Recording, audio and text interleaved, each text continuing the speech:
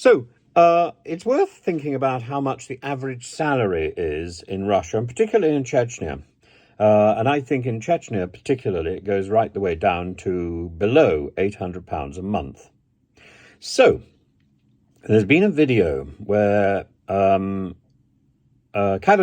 the Chechen leader, has appeared to say that he is ready with his Chechen mercenaries to fight in Bakhmut to take over from Prigozhin's group, the Wagner Brigade, and he's ready to throw his weight behind the Russian special military operation of his friend, Mr. Putin. Now, Chechnya is one of the poorest regions in Russia, and Kadyrov is wearing a Louis Vuitton camouflage jacket costing a minimum of £2,500. So he's wearing over 2 months' wages worth of designer coat. He's not even wearing proper military fatigues. He's wearing a designer coat, so clearly a soldier.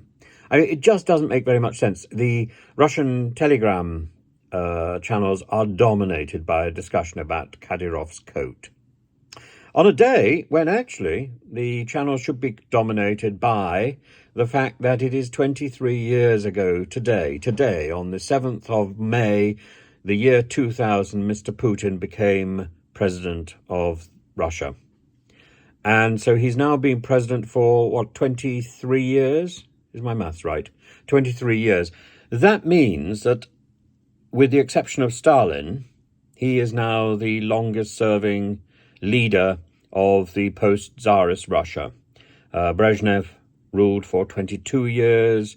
Khrushchev was 11 years. Stalin, as I say, was between 29 and 30 years, 1922, 1923 to 1952, when he died, and everyone was so terrified of him, they didn't dare open his office to see if he was alive or dead. I mean, think of that for a reputation.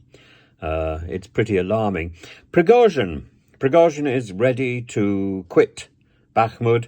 As we saw yesterday, the ranting, we'll talk a little bit more about that later on, the ranting, but the telegram channels are also displaying a very interesting sign in Prigozhin's window, which I'm copying here.